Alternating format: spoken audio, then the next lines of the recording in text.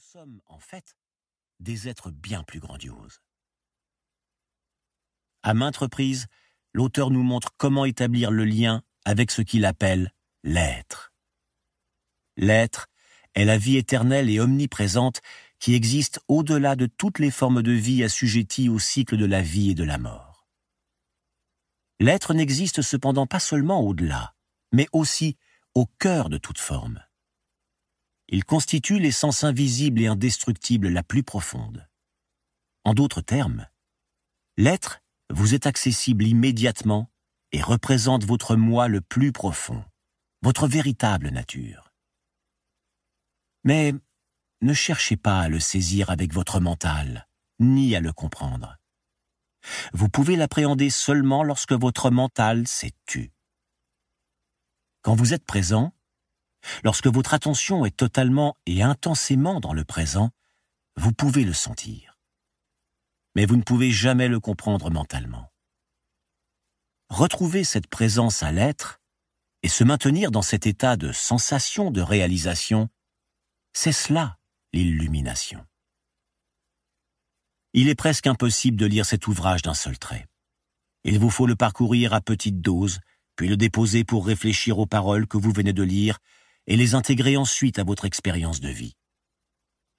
Il s'agit d'un guide exhaustif et d'un cours intégral sur la méditation et la réalisation de soi.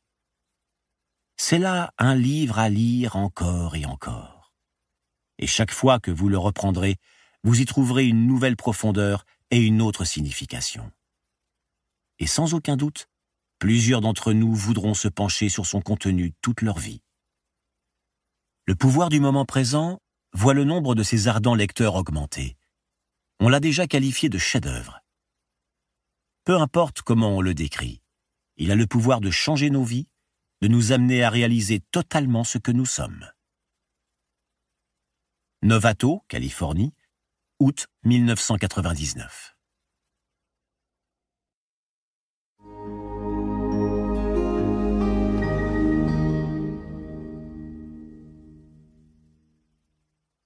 Avant-propos par Russell E. DiCarlo, auteur de Towards a New World View.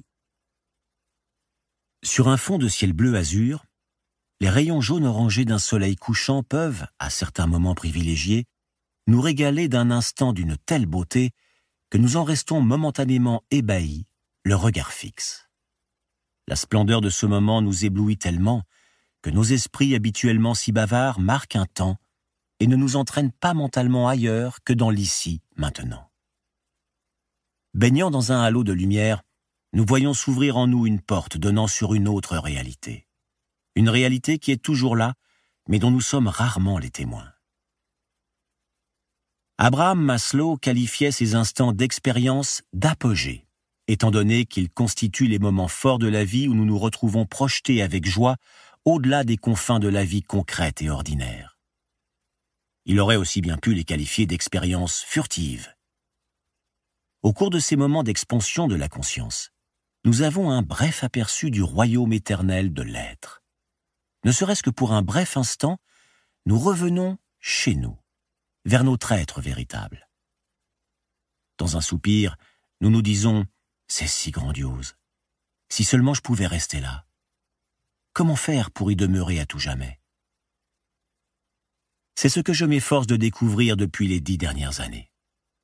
Durant ma quête, j'ai eu l'honneur de dialoguer avec certains des pionniers les plus audacieux, inspirants et perspicaces de notre époque en ce qui concerne les paradigmes, et ce, dans de nombreux domaines. La médecine, les sciences, la psychologie, les affaires, la religion, la spiritualité et le potentiel humain. Ces personnages fort divers ont en commun l'intuition que l'humanité est en train de faire un saut quantique dans son évolution. Ce changement s'accompagne d'un bouleversement de la vision du monde, de l'image de fond que nous véhiculons en ce qui a trait à la façon dont les choses sont. Une vision du monde cherche à répondre à 2 questions essentielles. Qui sommes-nous et quelle est la nature de l'univers dans lequel nous vivons? Nos réponses à ces questions déterminent la qualité et les caractéristiques des relations que nous entretenons avec les membres de notre famille, nos amis et nos patrons ou nos employés.